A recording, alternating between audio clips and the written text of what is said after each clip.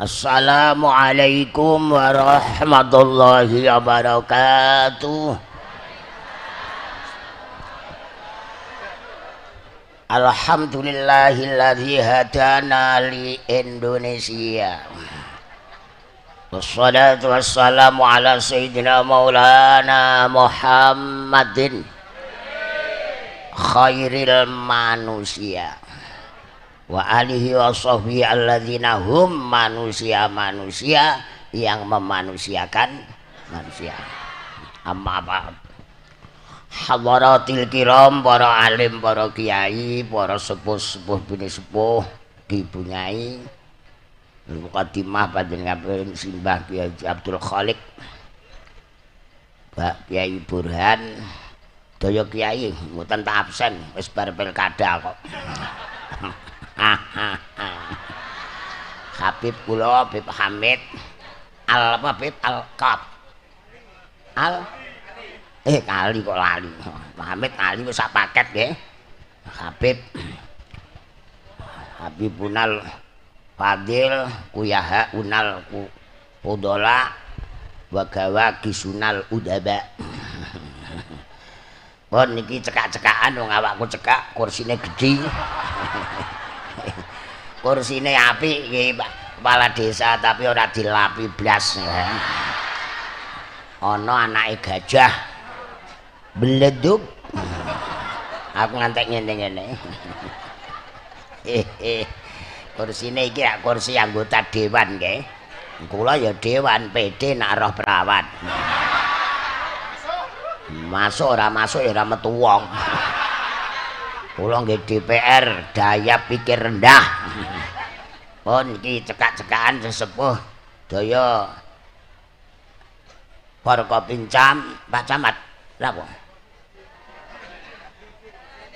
Nggih. Iki boloku dhewe. Sesepuh lembaga tokoh masyarakat desa Pak Sulkan niku anggota malam Jumat iki Pak Sulkan nggih. Ndelale ketemu nek kene dhisik Khole Mbah Tamam ketemu. Sulkan ku maknane damai. Nah, damai ya nyanyi ngono ae berdamaian berdamai. Banyak yang cinta damai cangkeme tok. Tukaran bertambah rame. Aku kopyor mikirno kowe. Sesepuh lembaga tokoh masyarakat desa, sedaya perangkat desa, Bapak Ketua RT RW, taminipun Bapak Kepala Desa, Babinsa, Babin, Kamtipmas, Polisi RW RT ingkang kawula hormati, daya panitia penyelenggara, ibu-ibu, bapak-bapak, derek kula sedaya, hadroh napa iku klambine mangkak. Hadroh Al-Mubarak apa karo merek jenang kudus. Hadroh ya begege ucul rek gampang. Nggih. Nyun pangapunten Mbak Kholik, Bu Nyai Kholik. Bojo kula niku urip madrasah. Biasane takjak. Mau waduh. Iki mau melali tak aku lapor Mbak Kholik. Dilingno Pak Imron nek ngarep rumah makan rawon. Kula bar mumpung pengacara nek rawon. Ajeng kula bayari kok. Ora gelem sing di warung iki. Aku ki wis kontrak khusus.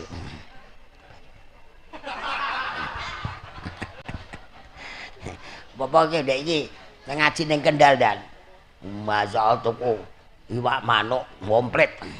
Bariku dijak ning gone pasar duren, Bang. Duren tak dalke siji bro 600 lho. Ora ana sing rega 5 juta aku ya ngono. Ora ana ya rada tuku.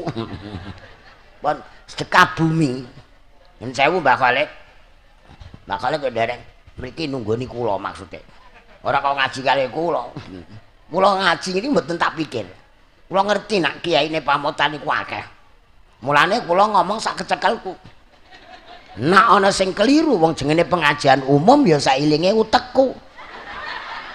Tak pikir nemen-nemen apa. Dene keliru kok ora dibenerno karo kiai. Besok sing cemplungno neraka ya Kiai Khalid. Enak. Kadang urip njaluk sing kepenak ya kula niki. Ya Allah nggih.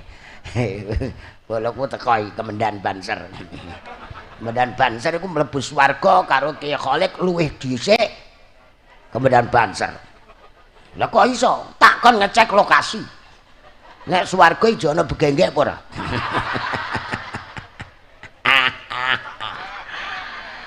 Dan syukur kula sengaja Mbah Khalid. Alhamdulillah hadana li Indonesia. Ora cuma sedekah bumi. Malah dengi sing usume mburi-mburi takon nambah sedekah bumi dan laut, langit dan laut. Bareng pati saiki nek ora ana sedekah bumi dan langit aku mulai. Ning kene aku ra wani ya. Ana waline akeh. Senajan aku dhewe ya wali. Iku wali murid dhewe. Lah. Ngene iki lho nyepelekno ngene iki, Mas. Ora nganut aturane kiai percaya Google bento. Wali setiap wong alim niku wali. Mengko wong pengajiane umum sailinge utekku. Setiap wong alim mesti wali. Nah wali belum tentu alim, nyatane wali murid anake ora dulang dhewe. Sajane ketae pepe aku cilik untung bojoku ora melok. Bojoku wis ngono wae jeh ana sing urung kenal bojo kula kok. Gregetno niku malah sik haji lho gregetno. Bojoku ora ngabseni alibris lah. Ngono ki ndang ora sing urung kenal. Bojoku dikenek-kenek, "Mbak kowe ya mondok kene, Mbak." Mateng. Nek omah kula nggih ngoten. Wong Jakarta melok dulure Jogja njaluk suwuk. Minta itu loh. Bojoku nak kono. Lah ini siapa? Mesti mateng. Rabi keri-keri yang ngene iki. Kerilah tapi ra bojone enom. Aku ora rabi mbiyen, lah wis tuwa bojoku. Mulai ana nyanyian bapakku NU, ibuku muslimat, tapi kula patayat. Aku entuk muslimat, lho kurang gawe. Mambure makson. Kane ngaji aja kok ngarep wong tuwa-tuwa ini ora gadhek. Aku tak jago mbek iki ayah. Sing tak apalno nggih nyanyi patayat Mbah Khalid. Patayat. Mbah Sakur ngantek lali asmane. Asma sinten, Mbak? Mbah Khalid wis tau tok ngaji ngantenan ya Allah. Elingku Mbah Sakur tok wajahe kan persis. Kula ngerti nggih. Patayat Nahdlatul Ulama. Teladan pemudi patayate mesti tok berguna bagi nusa bangsa kapan-kapan menjunjung tinggi patayat wanita jadi luhur setia terampil kala-kala bojone dibodoni saben dina. Syukur diparingi urip nek Indonesia. Leres dan golek kaya Indonesia ndak ada. Pengajian mlengak rono ndelok pari. Mlengak rono ndelok wit. Selain Indonesia ndak ada. Mulane ana istilah sedekah bumi. Kula kan nambahi langit, Mbah Mukhlis. Mbok bener mbok ora. Nyatane dekne takon ngeki ora gelem delalah. Udan ra leren-leren. Sing do nandur mbako do gremeng, mbakone anu biar kowe lega aku. Wis kamu bumi tok. Langite pure.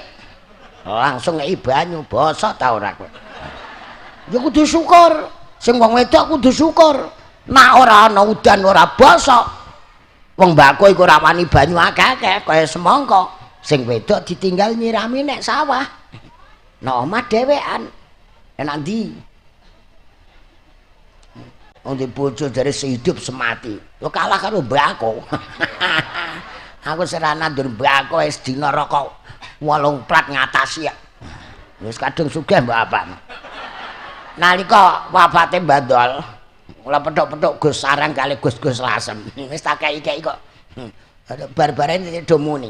Wes arep perkara tuku. Lah aku ya muni ya, Mbak. Ya mondok suwe kon tuku rokok goblok piye Gus? Nggih syukur nggih secara umum bumi tak ambakno neh bumi Indonesia luar biasa. Ana wit-witan sembarang dengah. Bu. Uyah kene ora ana uyah song Cilacap. Leres. Ana pelem iku ya macem-macem. Ana pelem sing dawa, pelem apa dan? Pelem golek Sehingga raja Mekah iku paling seneng nak lawatan, seneng nek Indonesia. Leres Bapak Klis. Seneng nek Indonesia. Roh legan iku wis bingung. Saking senenge, saking syukure helip khili bala juga. Ora paseh kalau karo hadrah iki. Al halib khulwun bila sukar, ana puan legi kok ora nganggo gula. Beda nak petinggi sing tuku legen. Ora kok gumun ngono. Gumun bakule katokan apa? Raja Mekah dijari nggone Bali mau mulai kok. Lawatan sedina njaluk seminggu. Indonesia ket aminal jannah. Indonesia kepotongan sepotong coklekan swarga. Swarga kok wis dicicil ning Indonesia. Widodari wis dodo nek kono, Cuk. Sementara sing Indonesia kok kepengen dadi Makkah. Makkah pancen dinas. Tanah suci Makkah ora kok pamotan.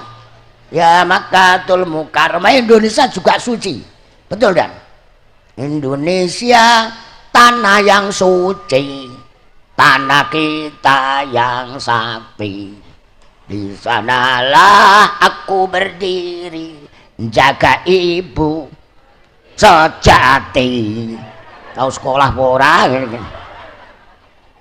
Indonesia tanah berseri, tanah yang aku sayang. Marilah kita berjan Indonesia. Nyambung buri tok. Tapi pidato aja kulino ngono. Para rawuh seda, so. Monggo sami. Desane sae, Mbak Mulis pamotan. Napa maknane Mbak Mulis? Kula pingane ten Ponorogo bupatine tak getak. Tahu artinya Ponorogo? Ora roh, ngono kok wani calon bupati. Ponorogo iku apa-apa ana mara nek swarga. Liyane swarga ndak ada. Piteni ya, wong sugih jare keturutan kabeh bohong. Wong sugih ku malah ngombe kopi ora wani. Udut ora wani.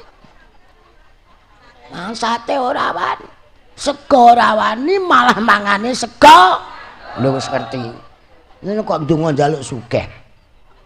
Nggawa tas ketoke isine pil. Mangan golek. Ya Allah.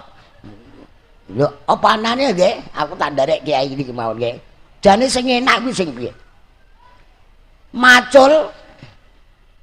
Kula dereng nate ketemu wong macul geblak masuk angin. Nak macul ijo ongkrong-ongkrong. Wong Daud ki ra ya dikom bekakase lek. Petan. Mulane petani niku ini negara yang agraris. Petani kapok kali pedagang kapok. Kata pundi Mbak Mukhlis? Akeh pedagang kapok. Mbakku prayung duwe utangan bank. Ane melok kiai ya, seneng melok kiai nggih.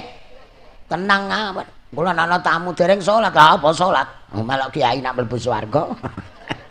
Melok Mbak Mukhlis Mbak tembus Kanjeng. Bumi dincot-encot ngene, Bu. Sebejo ra dienggo pengajian ngeten iki. Bejo sing dienggo masjid, dienggo sujud. Jajal sing dienggo kandang pedet. Pacar-pacar bel-belan mbek kancane. Kowe iki lha apa aku ditletongi kok. Meletak piye? Ngatasi mboten. Amerika tahun berapa dan ada meletak mendadak, mobil ambles. Ora ana sing iso ngatasi. Bumine Gusti Allah. Lah tak tambahi sedekah langit dan bumi. Bumi dan cili-cili hidupmu kita wajib syukur pada Tuhan kami. Apal sampean? Ora apal iku nyanyane cah cilik. Mulane aku apal mergo aku cilik. Tuhan yang mengatur langit serta Nen sewu Mbak Mukhlis, kula nyanyi iku nak nggo nunggani wong lanang kok ora duwe rengeng-rengeng. Mbah cara Bibil Mustofa, mbah murid sing apik. Niku duwike dintekno wong wedok. Sing tukang entekno dhuwit kan ngene-ngene iki. Sing pinter online iki apa iki? Iki. Delok wajahe wis ketara wajah BLT. Tuku wedak eko Singapura. Ora roh nek iku klothokan rajungan Kota Siagung. Wong lanang ora butuh pupurane sing di yen salah ngundang aku. Mesti kopiok-kopiokan ngene iki. Iki Kyai sepuh ora mentol Mbak Kholik. Aku wis muni plang-pleng, sok ora dundang ya ora paten. Wong kiai ku golek ganjaran ora kudu ngaji kok. Iya, ngajar kae. Isik-isik bojo iki omongan mangan ae iki. Ora ditotok apa blas. Mesti kabumi ya bener. Mesti kabumi karo ana jajane ngono ngantemi terbang ngantek memete ngono. Nek blure iku 410 bantre mbok. Kabaret miring tentara sekawan atus dosa. Ora apa-apa, guyon. Pancen kowe lemu kok manganmu sithik geblak kok. Aja tiru aku. Kula iki nak mangan nderek Mbah Kholik, Mbah Muklis. Wong ku nak mangan nak urung ngeleh tenan aja mangan. Sadurunge wareg tenan lereno. Cekali ora sehat. Takok ya, Masan. Kowe tau krungu aku lara? Ora tau turu ya ora tau. Ngantukku tak titipno wit sawon ning ngarep omah. Nur saya marifat urip putan kena ora terus ngantukku tak titipno wit Jadi Gus-gus kono iku nak mertamu setengah loro, setengah telu bojoku sing bingung ra. Lah aku ten jagonge kono dhek ra terus dhewean nang kamar. Padahal isih-isih bojo enok nang. Itik-itik. Kutuk-kutuk. Ada kalau ngaji nek Jawa kok. Sing ngaji kitab ya kersane sing kiai tenanan. Kiai Jawa iso maca kitabe Kiai Arab. Kiai Arab ora iso njawakno kitabe dhewe. Jawa jare. Murut ngomong kok angel ngene. Kiai Jawa saged maca kitabe Kiai Arab. Kiai Arab ora iso njawakno kitabe dhewe kok kitabe Jawa jare. Mulane Jawa ayo digawa, Arab ayo digarap. Seneng gak Ini ngantek jam pira kok? Masaan, Pak Inggi. Aku takok petinggine sampean petinggi. Ngene iki marai celutak. Takok petinggi kok. Kula ora ampun anu Kanjeng Nabi khairil manusia. Sahabat-sahabat saat itu kan kiai adalah manusia yang paham manusia sehingga bisa memanusiakan manusia. Kula niki mangke ngomong kok ngantek jam 4:30 berarti saya bukan manusia. Kiai ngimami masjid umum kok ya surah umum lah. Maghrib kok ngantek krungu azan nisa. Mongko kiai ini sesuk aja dikon ngimami. Prei ya. Khotbah Jumat jam 12 kok ngantek jam 1 luweh Mbah Muklis. Sesuk aja dikon khotbah, dipreni ae. Marai ana gabah teles. Kula ngene nggih mlek ngandelok jam lho. Ngaji mboten kudu suwe, Bu. Ana istilahe Mbah Ki Muklis jalma limpat. Ngaji seprapat persasat tamat. Ini Al Mubarak. Al. Tapi ra apa-apa.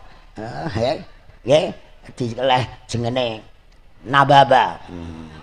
Nabuh bareng-bareng. Ya Allah. Seneng nggih. Urip ten Indonesia ana kiyaine pirang-pirang, Bib. Sampeyan malah nyanyi ya, Bib. Bib. Hamawi ya mis baladi ya mis. Hamawi ya mis baladi ya mis.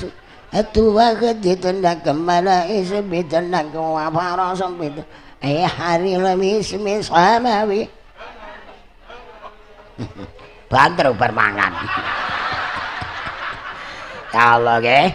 Nggih, kabeh. Bumi ditanduri. Ngoten nggih. Ngono ana banjir winginane. Do gremeng Mbah Muklis. Wong di sawah kok grem. Panene kali mboten panene kata putih. Lah nggih nak panen takoki ora tau jujur. Lumayan. Kuwatir nak dutangi tanggane. Dutangi wae der apa meneh ngeki. Seneng aku nek nggih. Kula nek ngono iki malah tak tambahi Pak Mul. Wae diundang ten kene. Masjid Menara Kudus. Udan ku masyaallah. Glonggong ku kelem. Mobil do rawani liwat. Mobilku tak iyakno. Jare bojoku nak rusak piye? Tuku neh aku. Kita kok meragukan dan. Iki lho, nah malam Jumat kiai santri kok ngicah-ngicing. Yo sing gaya nggih. Nggih. Sing penting aduh. Wong bojoku ora mobil apa omah kebek wong, ala kebet banyu. Iku gumun kok. Iku banyu kok iso masuk rumah. Ngantek ora wani dolian. Lah kula muni bojoku tak jawab. Kula nak golek bojo aja pinter bojomu, kopi ndasmu. Lah aku ya muni itu Gusti Allah menunjukkan Maha Lomo. Banyu dilebokno ora bayar. Ora nyedot. Anak bojo nang dhuwur meja dadi siji. Uyah ya bareng nak mentolo. Gremeng Gusti Allah kok digremengi. Bareng dhek ngono udan do gremeng wis kadung mati lah kowe ora rembukan. Awal wajibin alal insani ma'rifatul ilahi bistiqani kenal Gusti Allah. Rembukan wae ora kok. Nandur-nandur dhewe ora rembukan bareng ana udan mati kok gremeng. Lah nek nandur pari wis diwani ndelunga sawahe amba bareng ana mendung ora udan piye cangkeme? Ora sampean ana wong sing ngono. Umume wong jenengan ra umum. Nggih, ora umum mau meja kok adohe ngene.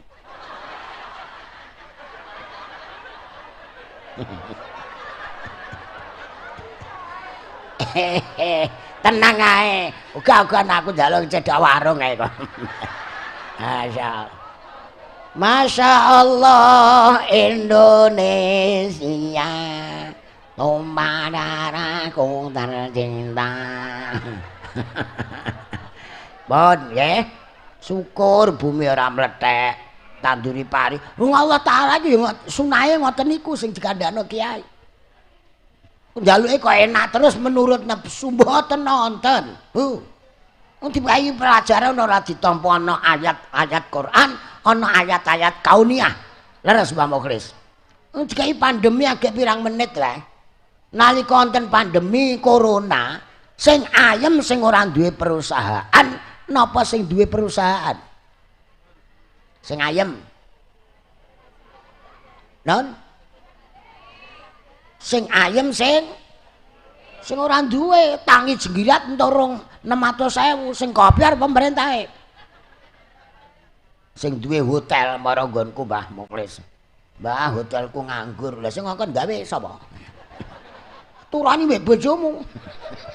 Duwe bis nganggur. Kandhani kan ngaji karo kiai. Ngaji ku nggo ngandelno napa? Ngaji kok nggo ngandelno ngaji ku piye? Mentahan pamon. Umpamotan pa niku paham. Leres duka mboten Mbak Kholek. Wis nek kene tak guyoni ngene kok. Alah. Ngono tersinggung. Ben ngene iki contoh ngono lho. Mana? Sampan titeni kopi nak wadahe gedhe. Ku rasane mesti ngono ora enak. Nggonku kan cilik. Ngene iki lah panas mesti dilu. Wis kon ae pun. Biasane ana tisune terus tak pangan aku. Nun sewu, Mbah Mukhlis jenengan kendel mawon. Kopi ku nak adahe gedhe titeni rasane mesti ora enak. Biasane sing dodoli PK. Karo PK iku ora ngombe kopine asane. Lha ngono kok temenan. Lho, nun sewu Mbah Mukhlis. Iki lho Pak Sulkan nggih. Omah kula ana PK mlebu, mbok sing ogro-ogroki mbok sapa? Polisi kumpul Pak Wuri, Pak Nun apa. Lah kula meh wis tata-tata jeng ngaji, Mbah. Bojo kula ada PK mau pulang ndak punya uang. Njaluk sangu lah, nggih. Lha udut ning omahku atang-atang lho. Ya saestu iku. Amal kula kuwatir nak polisi-polisi do ngomong, "Oh, gak buka dasar piye?" Kuwatir nak ngoten aku. Langsung tak jipuk amplop ditemplekno bathuke. Alhamdulillah, Mbah, berarti rak putuku. Iki aja-aja critane Mbah Mukhlis sing ana begenggek. Ya, mlebu swarga mergo ngombeni asu nggih. Wonten nggih. Tapi ngajine ora dipahami. Gengge ana asu mangap-mangap ngelak, nyoblok sepatu nggo ngombeni. Entuk kawelasane Allah dilebokno. Mergo kamu man fil ardi yarhamkum man fis sama arrahimuna yarhamuhumur rahman. Tibane Gusti Allah welas saengga begengeke mlebu mergo welase Allah. Lah krungu wong liwat wong ora melok ngaji liwat nyopir ngrungokno sithik, enake ngaji. Ana begengke ngombeni asung mlebu berarti salat ora penting. Kaji ora penting, apa-apa ora penting, sing penting benggeng. Mari kita benggeng. Kemudian ngombeni anjing. Akeh nyedhek asu ditelebol ndase. Mergo ora ngaji. Ngaji itu ngantongi perkara sing aji. Leres nggih? Ya Allah. Iku kadang-kadang salah paham. Kiyaine ngaos. Ibu Burhan ngaji. Sapa sing maca la ilaha illallah terakhir terus mati mlebu. Qalu wa in zana wa in sarak meskipun tahu zina tahu maling. Qala wa in zana. Ra enak lah. Terus ra salat jebule. Sing penting nak meh mati ae maca. Sing salat tahlilan urung karuan ije dituntun kok. Iku malah jagakno nak meh mati tangga pondok eling ora masan. Meh mati aku diundang teko malah dulure jak Semarang ngamuk. Mbah Mukris. Tak wacana Yasin santi takon maca jere mateni. Wong urip-urip wae dipateni greget. Dadi Yasin pahame rumangsane nggo mateni. Terus tak tinggal mulai. Ponakane teko menawa mbae iki njaluk es teh grojok nek cepet bongko aku. Bareng wis neh ngundang neh aku moh. Lah anake padha goblok ora tau ngaji, ora tau madrasah. Nuntun nek kok nuntun lah ora iso terusno. Putune teko lah apa, Bang? Lah dalah. Sing cilik malah dolanan iki, napa? Lato-lato, Mbak. Antemno bathuke aku. Iku ora cedak kiai kadang-kadang wis ora cedak kiai, ora seneng kiai, ora hormat kiai. Iku lah akibate. Iku agene donya. Mulane terus dienggo rengeng-rengeng bejo banget duwe anak pinter. Dene kok meneng iki wong ndi? Tembe akhire wong tuane bisa pinuji. Tuna banget duwe anak bodho ngaji.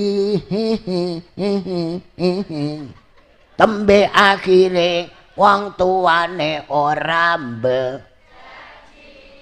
Mbah Mukris ngaji sapa sing bangun kuburan sadurunge dileboni. Lho kok dicor?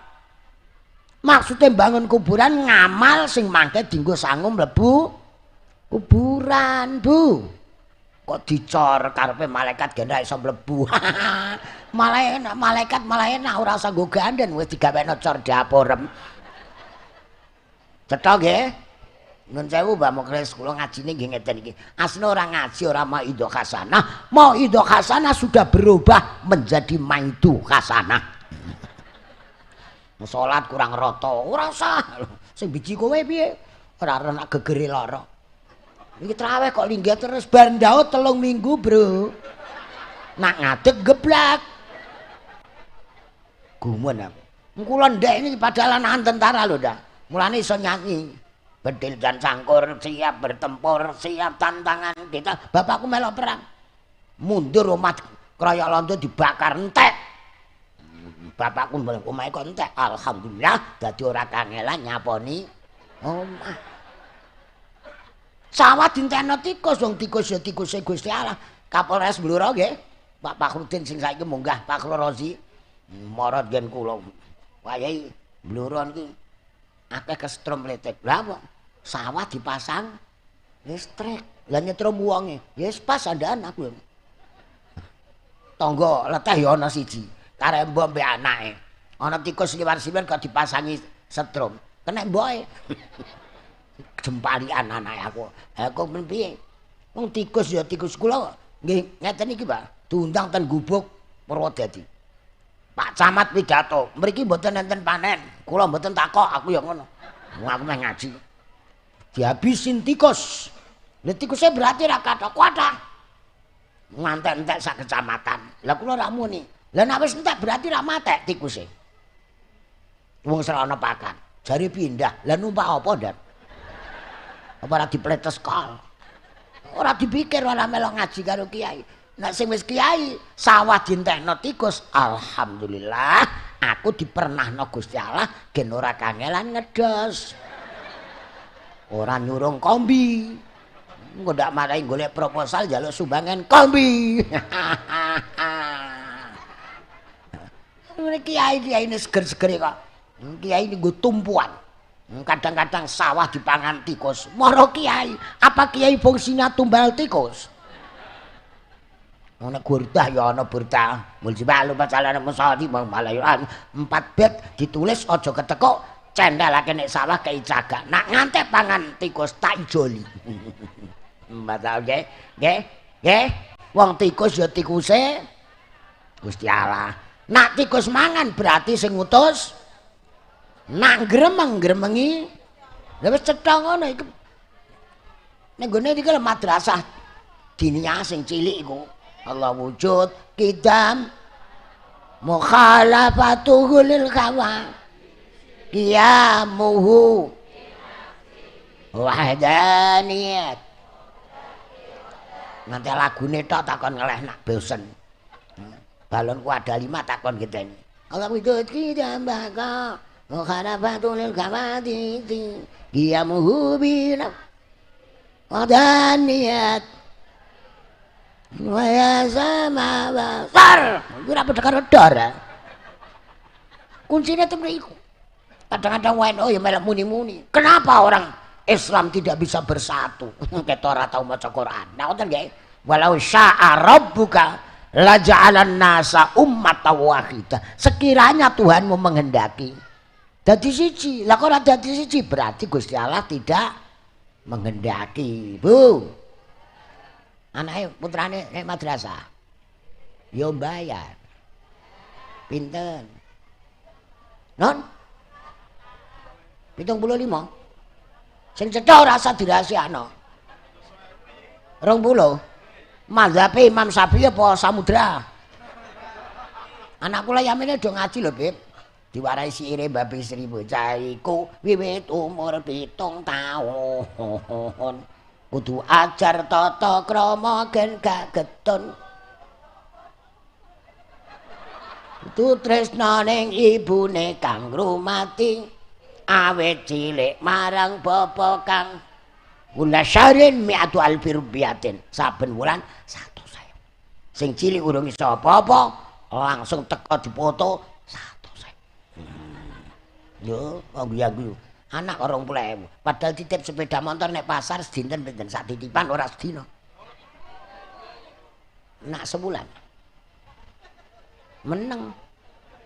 Ngono wani gincunan. Nah nang ngene-ngene iki ning lapangan gincunan.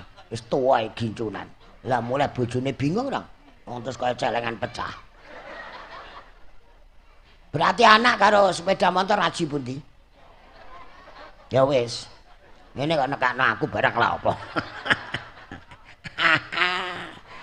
Anak 20.000. Tunggu sangu anakku sepisan kukut. Yen dadi rusak pun tak jane nyanyi tok mawon. Mbah Muklis. Dadi rusak kaum tani tinggal zakat. Saiki diakali Gusti Allah. Sawah didol nek sawah gen ra wajib zakat. Bentuk kiai kondi. Luwe-luwe kaum tani tinggal salat.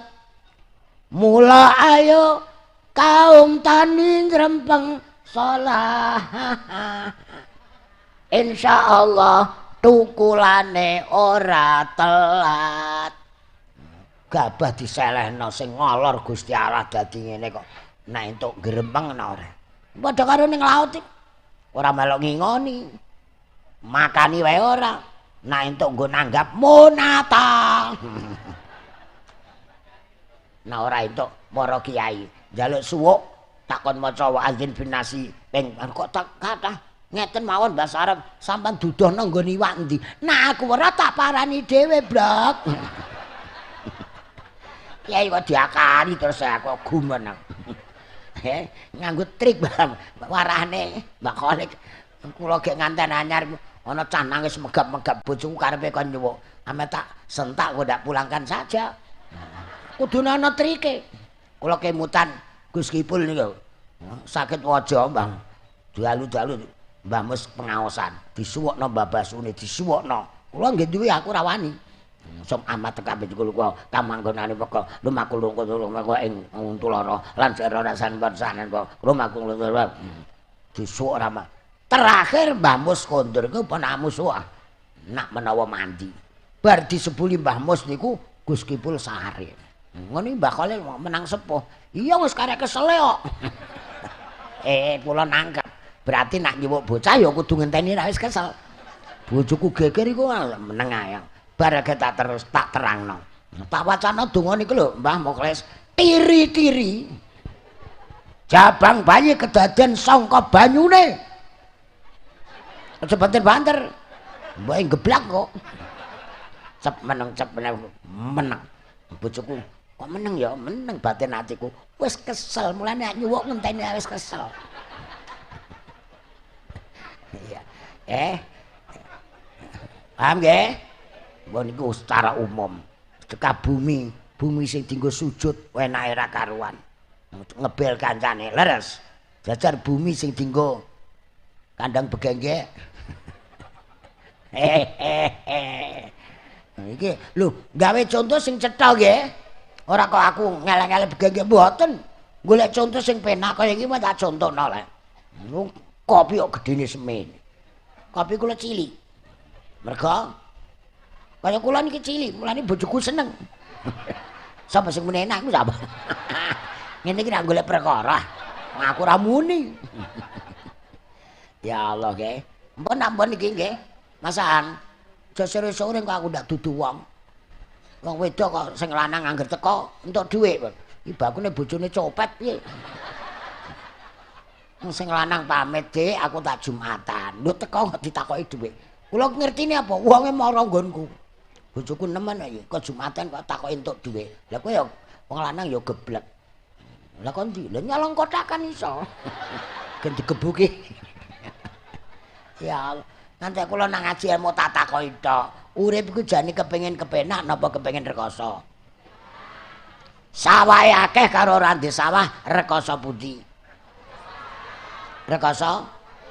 Ra ndek sawah? Iki rekoso, muni ya. Mara nggonku tak buktekno.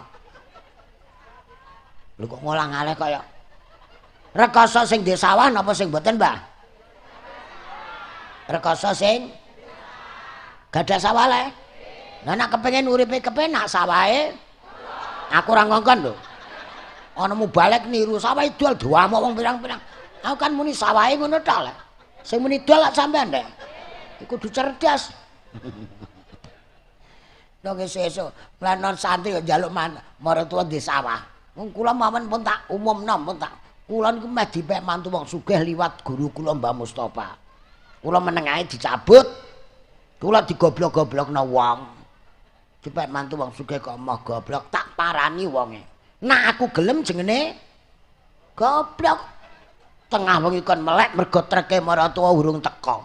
Aku ndek utek kok kon ngentengi trek. Ingat gak masakan aku kehilangan mobil. Aku susah, blas sing susah polisi nih mergo diamuk Kapolres.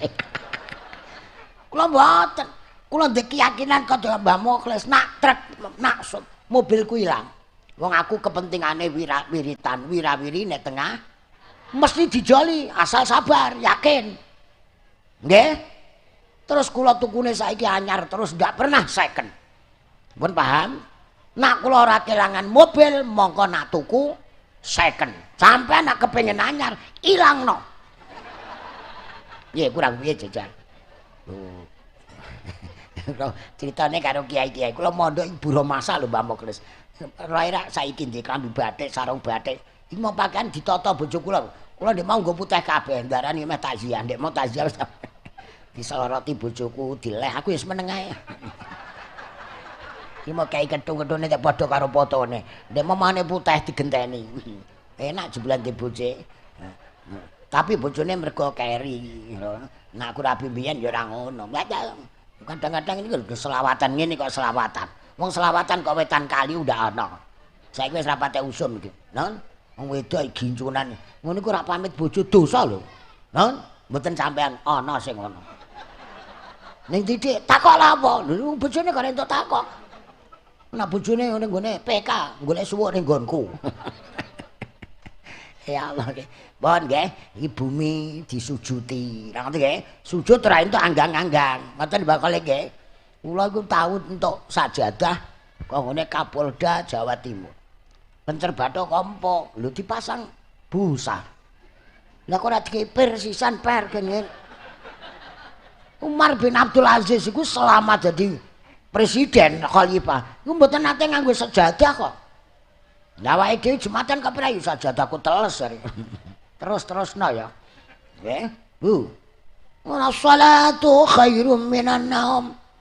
Pajar-pajar sembribit, listrik mati, ana swara mergo nganggo genset. Umume wong garwane gamblok, nututi as-shalatu atau mempertahankan gamblokan. Non? Sampan muni ya? Lho kandhani ya. Mulane sok-sok ana gluduk mendadak. Tower! Lepas ta ora kowe, Iku sunahe pangeran.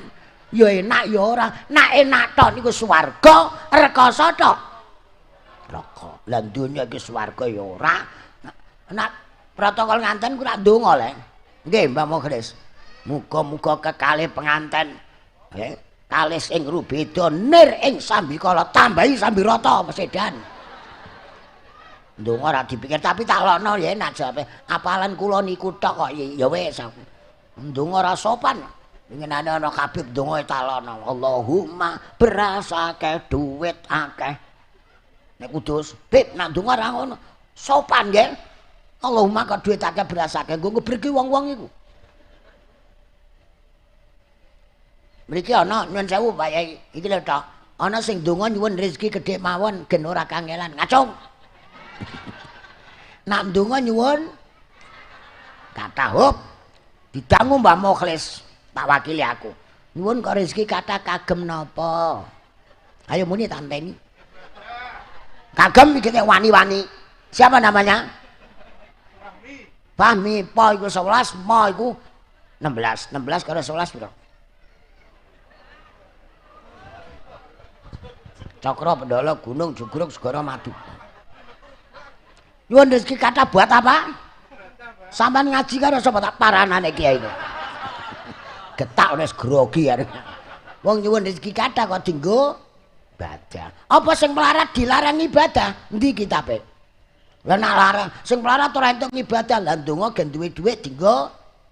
Malah sing khusuk kuwi sing ra ndek bondo apa sing ndek bondo? Sampeyan ana wong Jumatan nggawa sandal anyar 1 juta. Entuke oleh-oleh anake kok Jakarta entuk nyolong. Iku karo sing sandale japit meh pedhot, salate khusuk pundi ten jero masjid. Lah wis ngerti ngono kok. Sing kene Allah Akbar sing sidang. Agek salat takbir lho krungu swara cah cilik. Ana sandal kok apike ngene, diiris tedas apa ora? Ora sedo salat wonge. Mi pahmi. Muni tanteni. Wis anak piro? Joko jomblo. Maranggonku. Kelemon iku. Tapi sabar, engko mesti entuk produk anyar. Nuwun sewu wis tak ditakno, Mbah. Kula mondok ning Rembang ku tahun 80, bojo kula lahir 86. Wingi tak critani, Mbah, kula tau apa 87 makili Mbah Mus ten Demak ndek iki rombongane mriki bareng ngundang. Ya bojoku umur setahun tak critani sudah pidato mulai cilik aku. Nggih. Nggih, wingi tak ajak ngaji ning gone Pacet lho Ki Musrih Sedan. Awan karo Wiro Sableng. Wiro Sableng asli nggo perkul iku. Bengi pindahan ngene Ngawi. Agek transit yang bojoku ya dikonokno karo sing ndek omah kok. Gregetno kok. Mbak, bunyai jare ndelek kok ora medun-medun. Wong ku piye ya? wali kota Surabaya talokno. Ning dipanggil ayahmu baleni aku ngono. Tenang kae Mas Pami nggih. Keri-keri omeh kiamat ku akeh wedoke tak kandhang. Wis. Nah. Lah aku gelem apa ora bojoku wis papat. Aku ora mentolo. Padahal rasane wis padha. Ireng putih ya padha mok nuruti hawa nafsu. Wong jajal sing bojone putih, engko ora wong ireng nak ora mendelik keplaki aku. Nek ora diamuk bojone, imbe-imbe kucek-kucek kene. Sing lanang ngerti matamu ndelok apa. Wong golek ireng rumasamu rasa. Lah dhisik rabi mbek kebon derapik kowe. So geger. Andani ngaos gen atine tatak nggih. Mula sedulur jongler waake butuhe munia ana soleh alamate bocah apik iku 7 dieling-eling nganti duwe anak bocah cilik-cilik jejer mare sandangane tumindake wis pira niki 3 aja cilik-cilik jejer morak-marik sandangane ora resik nak bengi nyolong yo aku ra muni Islam agamane Allah bengi Muhammadna kitab Quran panu ayo surah pira kana ulul albab buat campur-campurno ana Mbah Mukhlis ulul albab kalan hinayat kurunallah diamam qawda wa ala junubihim wa yatafakkaruna fi khalqis samawati wal ardi rabbana ma khalaqta hadza batila wa qina adzaban nar entuk nyanyian kon di kana ulul albab ngomong ngono tok anggere ate ulul albab Ndi nyanyian dhewe agama Islam agama suci. Iku penting. Kudu ana critakno mati yen gak ngaji bakal rugi. Rugi donya gak dadi apa, rugi akhirat bakal disiksa kok dicilaka. Pamotan.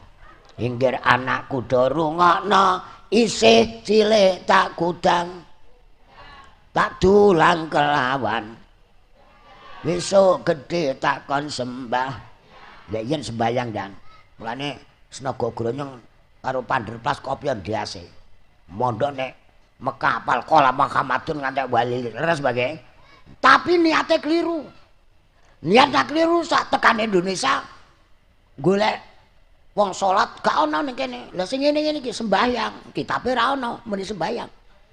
Lah sing ngene iki apa? Mulang ngaji. Kiai lho. Syekh ana apa ora? Syekh sing ana Syekh lor Syekh kidul. Wah biar wong loro iku. Kiai. Terus bingung dhek. Ning kitab ana kiai ora? Mboten enten dadadan. Bareng esuk-esuk krungu kiai kok ana Kiai Nagasasra. Tambah kopior neh dhek. Kiai pleret. Mumet Kiai Jawa hebat ya Jawa ayo digawa Arab ayo digarap ton ampun pernah wis sore sugane mok dapure ngene tok asaan ale wis ora tau ndang ora apa-apa lha aku wis nang ndi gak dina kantek jadwalmu nganti lali tak kok pasulkan gae bojoku tak jak rong dina Mbah awan kol nek ngene Tuban bengi nek nggone Jepara diselak nek ngene Rembang. Jam 10 nek nggone Salatiga. Bengi nek ngone Pondok Tegalrejo. Isuk jam 7 wis tekan nggone Pekalongan. Jam 10:30 nek Wonosobo. Bengi wis tekan Kendal, esuk acara pondok. Kuat sampean. Bojoku tak jak ngene meneh dalan elek nek ngene nggone Tayu, malah tabrakan terus. Dalane welik, Bang. Kok nabrak nggon ngantuk jenggirat. Gak apa-apa, nabrak bojo ngrontokno dosa. Nak nabrak PK ngrontokno bondo. Santri dalile enak kabeh kowe. Urip kepenak kok ndongane njaluk rezeki sing akeh. Ya kesel. Ngene iki lho kok diketokno ganjarane jare Mbah Mukhlis. Sampeyan nggawa mulih kok ora kuat. Wis lah tak kei sing sithik. Upama ngaji niki wong siji entuk beras sak ton, usung-usunge pripun? Nggawane mulih piye? Non? Non? Lah iya ora iso lek. Pramila ora dikekno saiki. Gusti Allah Maha welas asih. Upama wong siji tak sithik ae 2 kintal, nggawane milih piye usung-usunge? Dimotosa. Niki diuripna lho nggih. Lah tosa sing gelem ngusungi sapa? Lah wong tengok-tengok wis entuk 2 kintal kok malah ngusungi berase wong goblok piye? Ya lek melok ngaji ya. Wong ngaji ngantuk karo melek nek perkara ganjaran insyaallah sami nggih. Mulane tahlilan barang ku delok-delok ora usah suwe-suwe. Tahlilan berkat sekepel kok suwene ora karuan. Lah Allah kok ping 100 marai do blenger. Kula poso-poso Mbah meh ngaji pondok kok. Ana 7 dina Mbah Moklis. La ilallah kok ping 100. Kiai mrika lho, Kaliori. Nuwun sewu Mbah Yai. Ampun dangu-dangu nak poso. Lho kok ngoten? Nerakane tutup.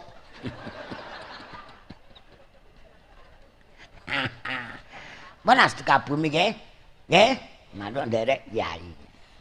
Sing lomo. Nek lomo iku si as-shadaqah tatbaul bala. Bu. Bu. Tikus mara iku sing ngutus Gusti Allah. Ora kok aja diracun. Diracun mati 10. Lah liyane sesuk mlaku-mlaku roh kancane. Loh, kawan kita diracun. Langsung do tuku Android kae. Nebeli kawan-kawan nanti malam rapat setelah Pilpres. Kawan-kawan kita diracun oleh manusia jahat. Pimpinane pidato, wahai wirok-wirok yang kapan kita sikat bersama? Oke? Oke? Indonesia tanah edi tanah rapi. Mula bapak tani seneng giring. Perlu mluku sapi mau ana sawah. Pak tani pangkur ketinggalan kelawan gagah. Enak ya. Selapan dina banjur karep aningali. Serta muji syukur ing Rabbil Ali. Merga lemu tukulane kelawan bagus. Pak tani ndonga muga luput ama tikus. Dhisik iki ana meh ngunduh, ameh anu nggih bancaan. Saiki ndak tesih usum, aku ora taklet Mbah Khalek iki lho tak taklet. Tesih usum nggih bancaan. Dhisik kon gawe uler-uler, dibentuk uler wong dhisik ora iso ndonga, isarah kon njaluk kalis saka uler dibantah saiki. Ora ana kitabe lho, kitabe ana nek ndi? Didol bakul iku. Nah, ngomong kok saenake dhewe. Iki kok dibantah perkara dalil. Ndak perlu, dalil ora usah aku. Cukup Mas Fahmi ngatasi. Niki ayo bantah dalil kalau wong goblok nggo apa? Ya, Mas Fahmi, omahmu ndi sing asli? Ndi mudal? Nek nggon bakal sate. Konamu iso mudal-mudal terus lho ya. Golek nak bojo sing adoh gen strume gedhe, nggih. Nah kula enter ae pancen ora payu. Nglamar nek Jawa Tengah iso mergawe gak iso aku ya ngono. Iso mergawe tapi nyopet. Kowe iso macul ora iso njalukku urip sing kepenak kok. Mulane kula dikai maratuwa sugih moh. Nek golek maratuwa Mas Fahmi, aja golek maratuwa sing golek sing ora ndek apa-apa. Percaya aku. Ora tau dikongkon lapo-lapo. Mergo ora ana apa iku sing tak lakoni. Takok ya Pak Sulkan. Kula di maratuwa 16 tahun. Ora tau dikongkon tak tawani. Pak, Bu, saya diutus. Lah diutus apa? Enak kan? Bapak turu aku melok turu, bapak melek tak jagongi. Ujune njana 5. Mulane pamotan, pa iku paham, mo niku perkara 5. Tan niku terserah sampean. Dan pertaatan apa-apa. 5 niku napa? Apa 5 itu? Rukun Islam 5. Rukun napa? Salat sedina sewengi. Pancasila. Pancataat. Muni rawani muni. Kuwatir tak takoki apa kabeh. Mobil cangking. Pancataat. Ngene ora tau ngundang aku iki wis kepepet asline. Petinggi golek kono-kono ora ana, undangno kancamu. Wong kula nate ngoten Mbah Mong Kristen ngene juwana 5 kecamatan Mukarraman greget kok ngundang kok mendadak. Kula paham, Beb. Asline ngundang sapa? Ngundang Oma Irama. Dihitung-hitung danane kurang akeh. Tekan kono tek nyanyine orang genah. Yatim piatu Malang nasibmu baleni aku. Aku mulai. Yatim piatu kok Malang. Kanjeng Nabi yatim mboten? Ya Malang. Mujur-mujure sak ngalam donya akhirat ya Kanjeng terus diganti. Lucu. Yatim piatu mujur nasib. Padahal tak getak tok guyon. Pun Mbah wis jam tengah gangsal. Nyun pangapunten Bu. Bu. Maafkan aku. Nyun kula isane ngene. Ya ana sing gregeten kali kula iku ana, tapi dibantah wong dhewe, dibantah. Ngaji kok guyon ora serius. Kowe iku ya ngawur. Serius ku nak kumpul bojo gen gak meleset tukaran dhewe wong. Ngawur-ngawur. Untuk bojo Jakarta gen ora njaluk dhuwit takok ora takok ora tau. Bojoku nak takok uang. Bojoku ora tau njaluk dhuwit, Bu. Takoke uang. Ada uang yang, ada terus yang. Tapi tanganku kan ngene. Iki jenenge apa iki? Uang. Dan tentara kok ketok ora jigar. Saya tahu gajine jenengan ora cucuk ora, Jo. Aku nek iki bedhekan karo guru negeri ya, Mbah Muklis. Aku seneng ngene. Gene guru negeri kok ora entuk rokok karena dilarang. Oh, gajine orang ngatasi ya. Lah kula nek sekolah madrasah nggo 5 nggo 4. Iso tak badheki tak kei terus wae. Nggih, sekadung sugih mbok apa. Anak mondok nak nganti ora sugih aku keplaki nak mentolo. Sing donga jenengan Mbah mbok. Ampun wonten nah. Mosok sak cilik dienggo kalahan.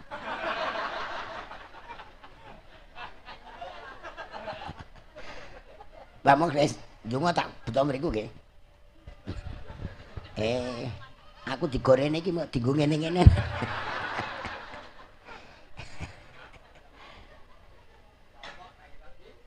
Kula ndongane Allahumma akhina miskinan diamini ta ora? Loh, kula nek omah ndongane niku Mbak Muklis. Ora dongane Kanjeng. Berarti nek ora bit. Betah. Bojoku ya senyum tok kok. Ya Allah Gusti. Kula muga-muga urip kondisi miskin. Bojoku guyu tok. Wujude kok di mobil loro. Bojoku Al-Fatihah. A'udzu billahi samil alim minasyaitonir rajim. Wali walidina wali hadirina wali ghaibina wali dzukurina wali inasina wali hayyina wali mayyitina wali Allahumma ya Allah tufarik jabana hadza illa bidzambil maghfur wa sayyan mashkur amalin shalihin mabrur khawilna fi jamil murid azza wa ghafur Allahumma ij'al ardan barakatan nafiatan saliman min dunya al jannah waj'al baldatana Indonesia hadhi baldatan thayyibatan tajri fiha kam kasunnati rasulik Allahumma arzuqna al ikhlas wal istiqamah wa hubba man habbaka wa man yuqarribuna ila hubbi wa khtima khatimah wa akshif anna ma nazala min al bala wal ba'd bitan hana syadai wa zalim wal hadar min baldatina Indonesia khasah min sa'ir buldan muslimin ammah innaka ala kulli syai'in qadir astajib du'ana kama wa'atana wastajib du'ana kama stajabta du'al anbiya al mursalin wal awliya syaitan sunni sahabati wa tabi'in jamil malakatul muqarrabin rabbana atina fid dunya hasanah wa bil akhirati hasanah wa qina adzabannar wa adkhilna al jannata ma'al abrar ya aziz ya ghafar ya qahhar ya akbar sattar ya alamin ya ali ya kabir ya alim ya qadir ya sami ya basir ya latif ya khabir Allah ya haq ya nurul mubin jazallahu anna muhammadan sallallahu alaihi wasallam wa ahlu ifadli subhana rabbika rabbil izzati amma yasifun wa salamun alal mursalin walhamdulillahi rabbil alamin. Dan pangapunten Allahul muwaffiq. Assalamualaikum warahmatullahi wabarakatuh.